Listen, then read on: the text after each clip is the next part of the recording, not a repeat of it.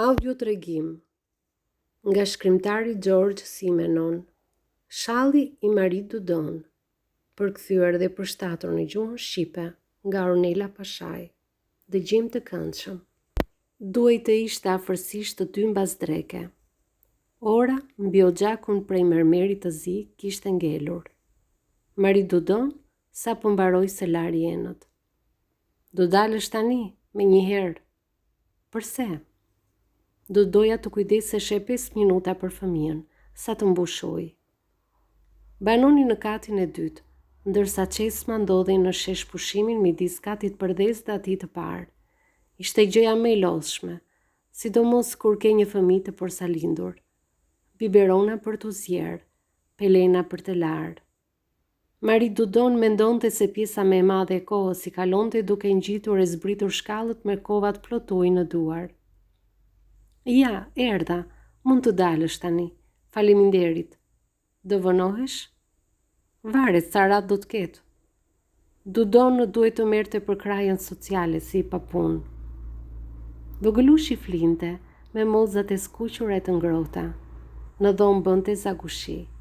Ishte 3 tetor dhe Maria kishte ndezur zjarrin për herë të parë. Gjatë verës përdorte një fornelë elektrike.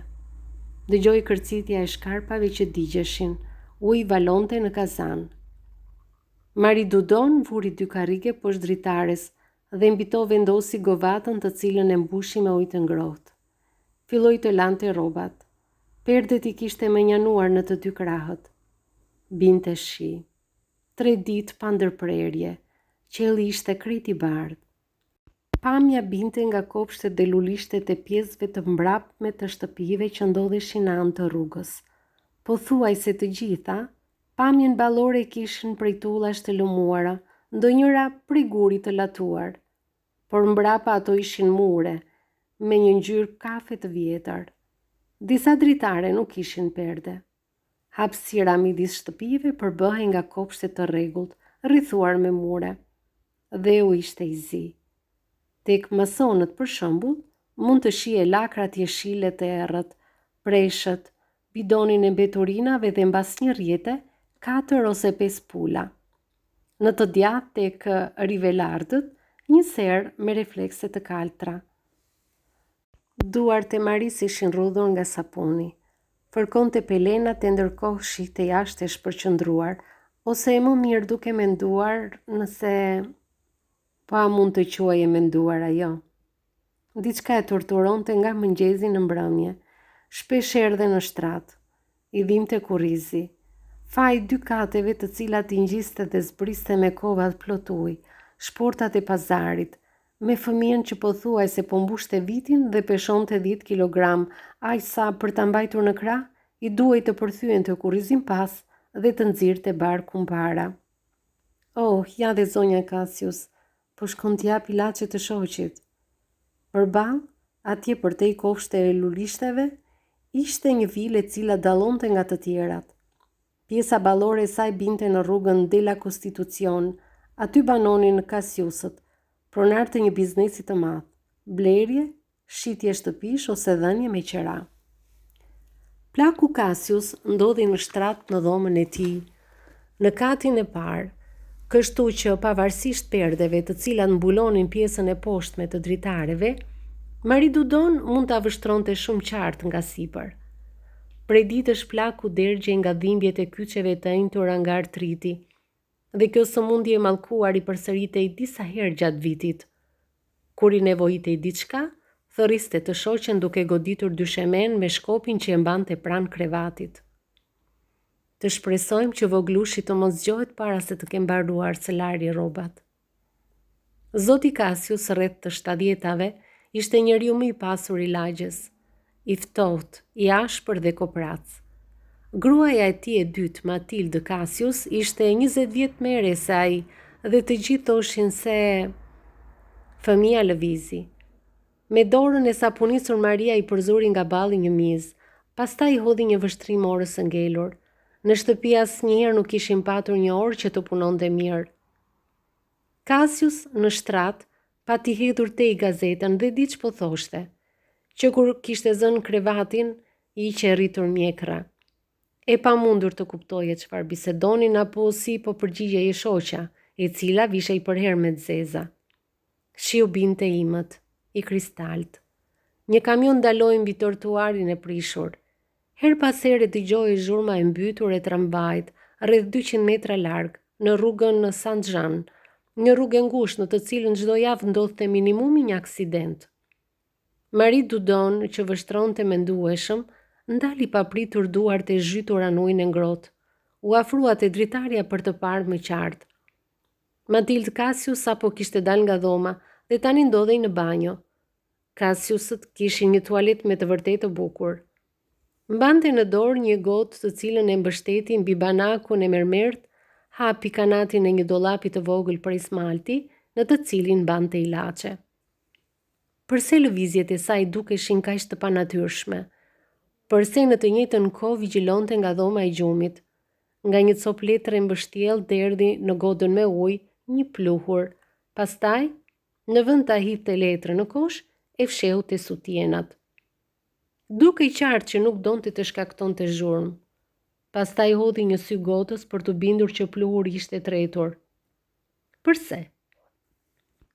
Menjëherë pas kësaj, me godën në dorë, hyri në dhomën e gjumit dhe nisi përsëri bisedën. Çfarë po thoshte? I shoqi me fytyrën e ngërdheshur nga dhimbjet vështronte tavanin. Mbi komodin ishin rreshtuar disa shishe të vogla. Ajo hapi njërën prej tyre, numëroi pikat të cilat binin në godën me ujë. Pije. Ja ngriti pa kokën dhe ai e piu me neveri. Pastaj, siç i që bërë zakon, i sistemoi shtrojat dhe krevatin. Në këtë orë zoti Cassius flinte. Ajo e mbuloi mirë dhe bëri për nga dritarja, që të ulte perdet ngjyrokre me qëllim që të pengonte dritën. Pikërisht, ndërsa po ulte perden, sapo kishte zgjidhur kordonin, ngriti kokën dhe pas xhamave të dritares përballë, vuri re fytyrën e Marie Dudonit, e cila nuk pati kohë të tërhiqej pas. Vështrimet e tyre u kryqëzuan. Mes dy grave, kopshtet e baltosura, një pemë pjeshke pa gjethe, lakra presh dhe mure me tulla. Një heshtje e thellë me srëkeve të shiut. Zoti Cassius dukej sikur pyeti të shoqen se përse pati ngrirë ashtu me dorën në ajër. Kishte shumë mundësi që të ketë thënë diçka, sepse ajo u kthye nga ai, ti përgjigjej, por përsëri vështrimin e hodhi nga Marie Dudon, e cila nga distanca i që dukur e zbehtë si të qesë së morë. Më në fund perdja ul. Nga i kaltër, kuadrati dritares u bëj verdh. Marie Dudon qëndronte pa lëvizur. Përse? Përse para se të hidhte ilaçin me pika, zonja Cassius kishte hedhur pluhurin në ujë? Përse letrën e fshehu te sutjenat? Përse tani që mbylli derën e dhomës së gjumit, ajo u afrua te dritarja e banjos si për të vështruar nëse gruaja e dritares përballë e pati parë? E helmoi. Marie Dudon nuk ishte përjetuar momente të tilla kaq dramatike. Nuk lexonte gazetat. E megjithatë e kuptoi gjithë situatën pa kurfar vështirësie. A nuk thoshin të gjithë se Matilde u martua me plakun vetëm për paratë e tij? Ai ishte i ligë, koprac, arrogant. Të shoqes kishte shumë mundësi t'i kishte humbur durimi. Maria mori frym thellë dhe shkoi drejt govatës, në të cilën uji tashmë ishte ftohur. Odhi ujë të përvoluar duke vështruar nga fëmia që flinte. Pa dëgjuar që komplet rruga dela komun i përkiste zotit Cassius, i cili gjithashtu ishte pronar i disa shtëpive në një lagje tjetër. Askush nuk ishte i rrept sa ai kur vinte koha e pagesës së qeras. Me të vërtet mund të kishte dhënë shpirt tani? Ora i kishte kaluar 2:30. Tani ishte tamam koha e përgatitjes së biberonit. Marie Dudon fshiu duart e lagura me përparsen blu prej pambuku dhe psherëtiu, sikurse e bënte këtë 100 herë në ditë, kot, pa ndonjë arsye.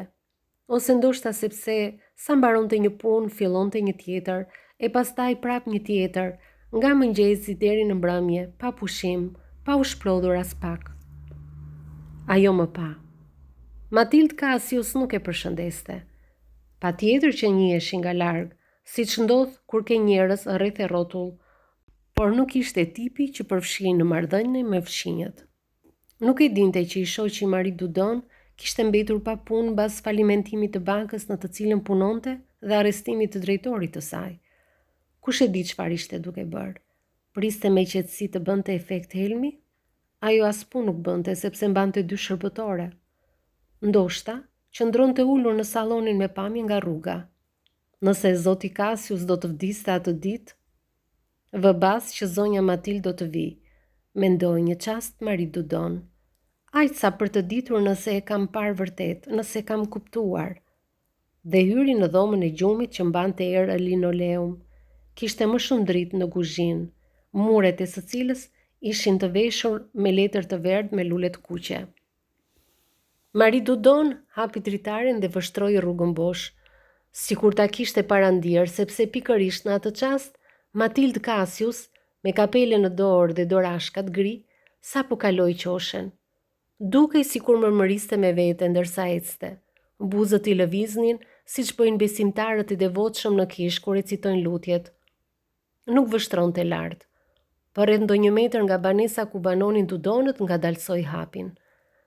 Tani nuk ishte shumë kohë për Marin, ndaj ajo pyeti veten, çfarë mund të përfitoj? Fëmia nisi të qante dhe Marin e kapi ankthi, po sikur në këtë çast të trokiste zonja Matilde. Do të ngjitej në katin e dytë. Ajo do të aftonte të hynte brenda, pa i thënë asnjë fjalë. Do të kishte pritur me mirësjellje, shumë mirësjellje.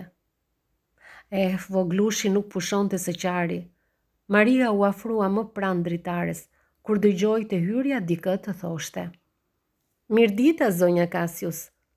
Zgjati pakës qafën dhe e pa shumë qartë zonjën që hyri. Pastaj pa pronarin e shtëpisë së saj, me një leck në dorë, gati për të larë dyshemen e hyrjes. Mirdita, zonja Roriv. Asnjë fjalë tjetër. Matilde Cassius u largua. Për shkak të asaj dere të hapur, të asaj gruaje të rrjedhur që po bënte pastrim rrënjësor, nuk guxoi të ngjitej lart. Marie Dudon mbylli dritaren duke fshirë tjerë, mori fëmijën në krah, duhet i ndronte pelenat. Për gjithë pjesën tjetër të ditës, qëndroi e menduar. Çfarë ke? E pyeti shoqi kur u kthye rreth orës 5. Asgjë, mos u merakos. Me qëra fjala shiko pak nëse Cassiusët kanë mbyllur grillat. Sepse nëse ishin të mbyllura. Ato u mbyllën rreth orës 6 dhe George Dudon pa mjekun ligjor të dilte nga shtëpia e Cassiusëve, i shoqëruar deri te porta nga zonja Matilde, me sytë e skuqur nga lotët. Marie nuk po e zinte gjumi. Dëgjonte zhurmën e mbytur të shiut. Kur u zgjua ishte ende errësirë dhe një rrebesh i papar përplasej mbi çati dhe në xhamat e dritareve. Nuk i tregoi të shoqit. Ishte e më mirë mos të dinte gjë. Që kur kishte mbetur pa punë, ai nuk ishte më si më parë, dhe Maria e vëshkonte e merakosur. Ndonjëherë në mbrëmje mendonte se ishte i dehur. Ai mund të ndërhynte të prishte gjithçka. Jo, kjo situatë do zgjidhej midis dy grave. As shpejt as vonë, Maria do të trokiste në derën e Cassiusëve. Përkundrazi, as që i duhej të trokiste. Do ta gjente të hapur dhe në mes të sallonit do të shihte arkivolin me trupin e të ndjerit, të rrethuar nga qirinjt. Matilde Cassius do ta kuptonte menjëherë. Për pak, ajo do të kishte hyrë në shtëpinë e Marie Dudon, po të mos që ajo shtriga plakë Roriv që pastronte hyrjen, një manie të çmendur e saj, të lante dyshemen në një ditë shiu, duke u ankuar se të gjithë banorët aty bënin pis. Nuk ishte ndërmend të kërkonte para. Edhe pse sa mund të kishte trashëguar vallë Matilde Cassius, qindra, mira franga, pa le shtëpi. Mirë pra, do t'i kërkonte një shtëpi. Edhe pa ja thënë troç. Prej ditësh ishte e zbehtë dhe e lodhur. Kjo gjendje do ta ndihmonte. Sikur të mos i duaj më të ngjiste zbriste shkallët me kova të plot ujë, fëmijën në krah, qymyrin. Do t'i mjaftonte një shtëpi e vogël me 2 ose 3 dhoma, një kopësht. Kunata e saj bleu një shtëpi të tillë që i pat kushtuar 40.000 franga.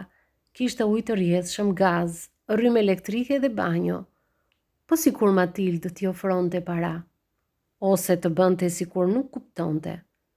Atëherë Marie Dudon do ta vështronte drejtë në sy.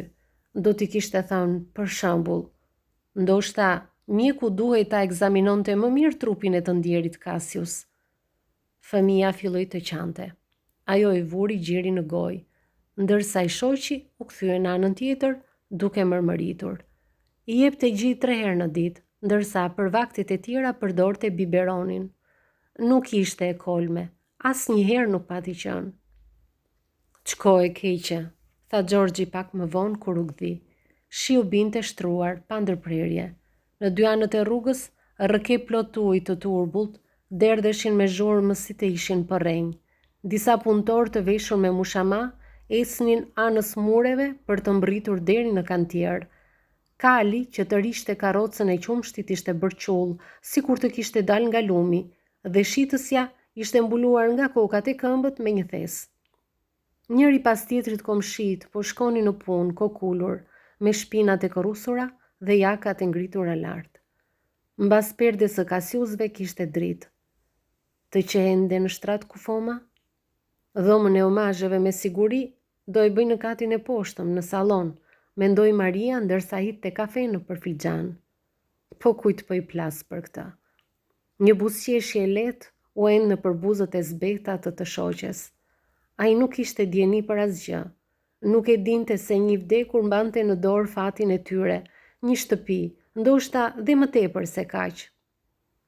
Çfarë po bën Mari? Po vishem. Do bësh pazarin? Dhe po vesh pallton e re në këtë shi? Do kaloj nga Cassiusët për ngushëllim. Po ti nuk i nje fare. Për herë pengesa idiote. Kur Gjorgji punonte, ajo nuk mund të dilte, sepse kishte fëmijën. Edhe pazarin e bënte me nxitim, pasi komshia mund të kujdesej vetëm për pak kohë për voglushin. Ndërsa tani që ai e kalonte tërë ditën pothuajse në shtëpi, mbyste me pyetje, nga mëngjesi në darkë. Çfarë po bën? Ku po shkon? Përse po ndrohesh? Edhe tani po fliste në përdhëmb. Për të shkuar te ata njerëz të cilët nuk i njohim dhe nuk na lidh asgjë, mund të hedhësh krave shallin. Nuk të lejoj të prishësh pallton dhe këpucët e reja. Mos do që të dal me shapka? Përse jo? Gjithsesi ke këpucët e vjetra, ato këpucët e zeza me lidhse me tak të shkurtër. Maria nuk e zgjati. Kishte shumë gjasa që situata të përkeqësohej. Kohët e fundit Gjorgji nxehej kot. Nuk ishte koha për skena. Maria u vesh. Hodhi krave shallin e zi, prej leshi, të cilin e përdorte kur dilte të bënte pazarin në lagje. Mori shportën dhe çadrën. Ndërsa zbriste shkallët, ndjeu një fije ankthi. Vetëm t'i shkonte mbar. Vetëm të mos i duaj më të ngjiste zbriste shkallët me kovat plot ujë, fëmijën në krah, qymyrin. Si kishte mundur t'i bënte të gjitha këto deri tani? E ndjeu veten të pafuqishme. Ecte anës mureve e kërrusur me çadrën e menjanuar paksa. Në ato pak hapa, fundi u bëqull dhe ju ngjit pas këmbëve, këpucët u mbushën me ujë. Meqense Matilde Cassius do të trashëgonte qendra e mira franga, a nuk do të ishte me e drejtë që... Me të kaluar qoshin, përshkoi disa metra të tjerë dhe ndali me zemrën që i rrihte fort, përpara 3 shkallëve të hyrjes me portën 2 kanatshe prej lisi. Siç e kishte parashikuar, dera ishte gati e hapur. Mjaftonte një shtyre lehtë dhe menjëherë ndodheshe në një dhomë me dysheme mermeri të bardhë. Një shërbëtore e vuri re pas xhamit të derës së kuzhinës që ndodhej në fund të korridorit. Ndaj Maria nuk guxoi të vendoste çadrën në kulluesen prej tunxhit të gdhëndur. Në të majt u hap një derë, një grua, të cilën Maria nuk e njihte, ndoshta ndonjë kushërire largët, e vështroi sikur donte ta ndalonte të hynte. Dhoma e omazheve ishte ende duke u përgatitur. Kishin mbyllur perdet, mbuluar mobiljet e sallonit me mbulesat e zis. Kufoma i gjendej shtrirë mbi një tavolinë e mbështjell me çarçaf, rrethuar nga 4 qerinj të ndezur, me duart e kryqëzuara dhe gojën e lidhur me fasho. Një djalë i ri, i veshur me të zeza, i dobët por elegant, vështroi me sytë e skuqur Marin dhe ajo pati përshtypjen se ai më tepër po shihte shallin e saj. Me guxim, mori copën e drurit të zhytur në ujin e bekuar dhe bëri kryqin e ajër mbi trupin e të ndjerit. Ende nuk e kishte parë Matilde Cassius, nuk guxonte të vështronte përreth. Askush nuk I foli. Qëndronte atje në këmbë, me veshët që I zhurmonin dhe sytë e bezdisur nga luhatja e flakëve të qerimve. Në sallon ndodheshin jo më tepër se 4-5 persona. Dera e dhomës pranë ishte gjysmë e hapur dhe kur u kthye nga ajo anë, Marie Dudon pa Matilde Cassius që po e vështronte nga larg, nga salla e ngrënies, me mbulesën ende të shtruar dhe pjatat e palara mbi tavolinë. Përse Matilde nuk po I fliste, qoftë edhe t'i bënte një shenjë, por e vështronte në mënyrë të padeshifrueshme. Aq sa Marie Dudon vendosi të largohej. Uji I çadrës kishte formuar një pellgë mbi parketin e dyllosur. Shalli prej varfanjakej e vuri në pozitë të vështirë, sikurse edhe fakti që pati dal pa kapele, si një shitës e perimesh. Nuk guxoi të hynte në sallën e ngrënies. Matilde Cassius nuk ja dha mundësinë. Maria doli nga dhoma e homazheve, kaloi korridorin duke u drejtuar nga kuzhina. "Ç'është?" e pyeti shërbëtorja, e cila po qëronte patate.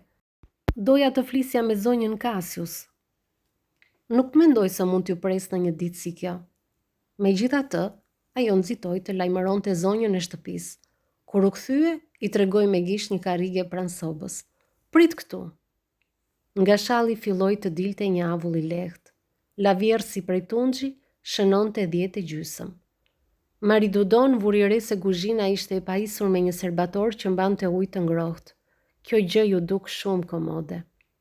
Disa njerëz hyrën në shtëpi dhe pas një vizite të shkurtër dolën në hall. Zonja Cassius, duke dënesur, përqafoi dikë. Ora ishte 11:05, kur tringëllima e ziles e bëri Marin të dridhej. Shërbëtorja u ngrit, duke shkundur përparsen nga lëkurët e patateve. "Eja!" Maria hyri në sallën e ngrënies, karriget e së cilës qenë veshur me lëkurë të zezë. Dera e dhomës mërtore ishte mbyllur. Zonja Cassius qëndronte në gjysmë errësirë. "Mund të shkoni, Françoise." Pa lëvizur, në këmbë, pa thënë asnjë fjalë. Një ditë më parë mbërthyer nga ankthi, ajo ishte nisur për të shtëpia e Dudonëve. Do t'u ofronte atyre 50.000 franga nëse do të nevojitej. Të nesërmen në mëngjes pa të menduar. Ndoshta dhe 30.000. Ose 25, ku I dihet. Tani vështronte ftohtë vizitoren, e cila ishte strukur në shallin e saj, duke shtrënguar në krah çadrën dhe shportën e pazarit. "Deshe të flisnit me mua?" theu heshtjen zëri Matilde Cassius. Me gjithë situatën as pak të këndshme, Marie Dudon buzëqeshi nga zori, një buzëqeshje pa ngjyrë, aq sa për të thënë, sikur donte të kërkonte falje. Se si ndjej në atë sallë të madhe të pasurish, ku gjithçka e friksonte, përfshirë këtu dhe soba me zjarrin e ndezur, flakët e të cilit lëshonin një drithë të kuqe magjike. "Kam menduar, uluni." Situata u përkeqësua për shkak të çadrës, të cilën nuk dinte ku ta mbështeste. Ishte e zemëruar me të shoqin që nuk e pati lejuar të vishej siç duhej, duke detyruar të hidhte mbi shpatulla atë shall të tmerrshëm. "Banoj pikërisht këtu mbrapa," mërmëriti duke u kthyer me fytyrë nga ana ku binte kopshti. "E di. Në katin e dytë e kam shumë të vështirë, sidomos me një të porsalindur. Nuk kemi ujë të rrjedhshëm në shtëpi."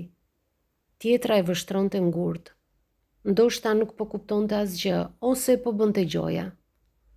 "Nëse do të mund të gjenim një shtëpi në katin e parë ose një vilës të vogël, dëshironi të dini nëse kemi një shtëpi në katin e parë për ta dhënë me qira?" "Për fat të keq, jo. Por në rast se lirohet ndonjëra, e vërteta është se..." Si t'ja shpjegonte që nuk ishte kjo ajo që donte, që bashorti im është I papunë, punonte në bankën Baladon dhe ju besoj keni dëgjuar për falimentimin dhe arrestimin e drejtorit të saj. Pa dashur, Maria pati gjetur fjalën e duhur, kapi në ajër rastin dhe me zë të dridhur përsëriti. Në burg, kupton, kështu ne... Të ishte turbulluar ndo pak, Matilde Cassius? Ndodheni në një gjendje të vështirë, ju kuptoj. Prandaj jam gati... më në fund. Mari Dudonit nisi t'i rrihte zemra fort. Jam gati të bëj diçka për ju. Për shembull, t'i kërkoj drejtorit të biznesit ton të marrë në punë burrin tuaj në zyrë. Heshtje. Mari Dudonia kishte ngulur sy dyshemes. Sa për të marrë pak zemër. Ajo ndodhej aty për të përfituar një shtëpi. Punësimi do të vinte më vonë. Në fakt, më vjen keq që nuk mund të bisedoj më gjatë. Ndodhem në një gjendje të dëshpëruar. Thojeni burrit tuaj të prezantohet sot mbasdite në rrugën Teodor Baland. Aty të kërkoj zëvendës drejtorin. Shpresoj se do të shihemi së shpejti. I ra Ziles. Françoise, shoqërojeni zonjën. Zonjën me qëra fjala si quheni? Dudon. Nuk lëvizi. As dorën nuk ja zgjati. E ndërsa po dilte nga ajo shtëpi, Maria ndihej si hajdute. Shkoj mirë sot në zyrë. Ai u përgjigj pa qef. Po. Çfarë ke? Nuk e di përse të gjithë më shohin shtrëmbër. Ndoshta është vetëm një ndjesi e imja. Të gjithë sillen mirë me mua, madje janë tepër të sjellshëm. Zoti Dudon, më thot për shembull, zëvendës drejtori, a do të keni mirësinë të... Ai sa mendoj se tallen me mua. Maria, duke vështruar nga shtëpia e Cassiusve, përgjigjet e sigurt. Këtë nuk mund ta bëjnë kurse si. Ajo i ka në dorë. E ka në dorë.